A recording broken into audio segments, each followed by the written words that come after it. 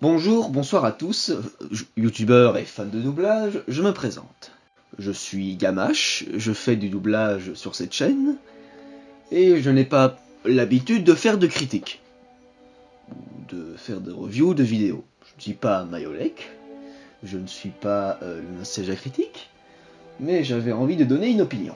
Alors, récemment est sorti le pilote d'un, je l'espère, futur dessin animé qui s'appelle Has-Been Hotel. Donc je vais vous faire un résumé. Has-Been Hotel est un dessin animé pour, entre guillemets, adultes. Je ne vais pas critiquer la totalité du court-métrage, juste un détail. Mais c'est un dessin animé qui parle de la fille de Lucifer en enfer qui veut aider les pêcheurs à se réhabiliter. Alors, quel est mon problème? Dans cette série, il y a plusieurs personnages. Voire un peu trop de personnages d'ailleurs, en une demi-heure. Donc le plus gros problème, selon moi, dans la série, c'est le personnage de Vaggie. Vaggie est complètement inutile. Elle ne sert à rien. Je sais qu'il y a les fans derrière qui vont dire « Ah, mais elle est sympa, elle a un design cool !»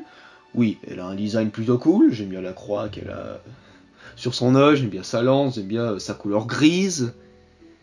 Mais voilà. Ce personnage a un grand défaut, comme je viens de dire, elle ne sert à rien dans le récit. Alors pourquoi je dis ça? Alors, d'abord, elle est présentée comme un personnage principal. Je veux dire, elle suit notre héroïne, Charlie tout au long, et c'est un personnage qu'on voit beaucoup. C'est le personnage qu'on voit quasi le plus, avec Charlie et Angel Dust, dans Has-Been Hotel. Le problème, c'est qu'on ne sait absolument rien d'elle, et qu'elle n'impacte absolument pas l'histoire. Premièrement, elle dit à Charlie avant l'interview de ne pas chanter, mais Charlie chante quand même. Elle engueule Angel dans la voiture, et Angel s'en fout complètement, ce qui signifie aussi que cette scène dans la voiture n'a aucun intérêt, mis à part mettre plein de fuck, parce que bon, il y a beaucoup de fuck dans Has-Been Hotel. Et au final, quand il dit à Charlie ne fais pas confiance à la store, et ben Charlie fait quand même confiance. Du coup, elle ne fait pas avancer l'intrigue, et deuxièmement, on ne sait rien d'elle. Alors, comment savoir si on ne sait vraiment rien d'elle? Qu'est-ce qu'on sait sur Charlie? 1. C'est la fille de Lucifer. 2. C'est l'amoureuse de Vaggie. C'est un détail, mais voilà. Je ne suis pas contre, évidemment, mais disons que voilà, je n'ai pas grand chose à dire là-dessus. Elle veut réhabiliter les pêcheurs. C'est un démon assez sympa, elle a des pouvoirs quand même, ça se voit durant la chanson, qu'elle interprète durant l'interview.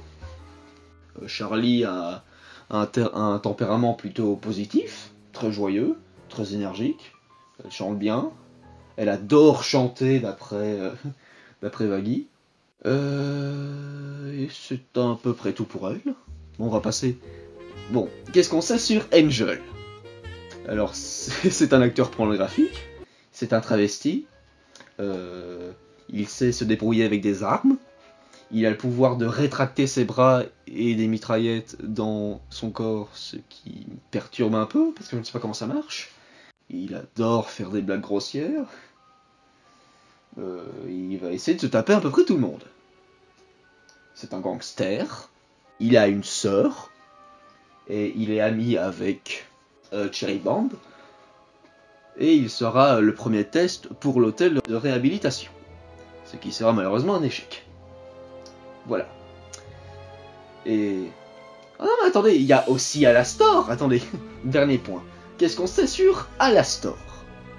C'est un démon qui a le pouvoir de contrôler toutes sortes de machines, radio et télévision. Il a un sceptre micro qui lui donne cette voix comme les présentateurs des années 30. Son micro parle. C'est un mortel. C'était un mortel qui a de pouvoirs hallucinants et qui a terrassé bon nombre de démons immortels. Il s'entend plutôt bien avec Lucifer. Et ce qui me vient en tête, c'est tout. Voilà. Qu'est-ce qu'on sait de Vaggie maintenant? Eh ben, elle sait utiliser une lance. C'est l'amoureuse de Charlie. Elle se méfie d'Alastor et elle raconte son passé, voilà. Si elle est utile à une seule chose, c'est bien ça. Et c'est tout. Voilà. Donc même le personnage soi-disant mystérieux de la série a plus de développement que l'un des personnages principaux. C'est un gros problème. C'est dommage parce que au fond, quand tu la vois, elle a un côté un peu intéressant. J'étais même fan de son design originel, tout en bleu foncé. Mais voilà, c'est plutôt triste de voir un personnage rabaisser à ça. Bon, en même temps, ils avaient. Le problème, c'est que quand tu rajoutes plein de personnages comme ça, au début, ben évidemment, tu t'y perds, je veux dire. Ne me sortez pas l'excuse de bah oui, c'est un personnage qui n'est pas beaucoup développé, mais Nifty et Husk ne sont pas beaucoup développés non plus, hein, mais la différence, c'est que Nifty et Husk, ils apparaissent à la fin de l'histoire. Donc évidemment qu'ils ne sont pas vraiment développés. Donc voilà, c'est tout ce que j'avais à dire sur ce pauvre personnage. On ne sait rien d'elle, elle ne sert à rien dans l'histoire. Et c'est plutôt triste. Bon ben c'est tout ce que j'avais à dire, merci. Au revoir et bonne journée.